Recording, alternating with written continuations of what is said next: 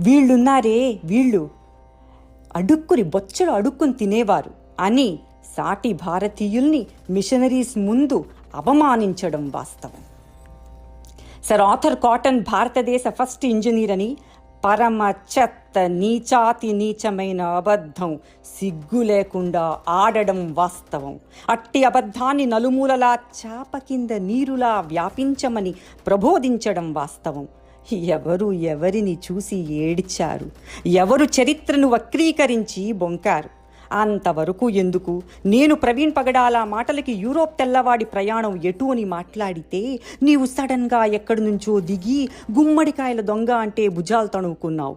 నేను నిన్ను ఏమీ అనలేదు, అనను. ఇంకా హిందువులు విభజన చేశారు అన్నావు. ఇక విభజన దగ్గరకు వస్తే నా అన్ని వీడియోసు విను. నేను క్రైస్తవులని సోదరులన్నాను. నిన్ను ప్రేమగా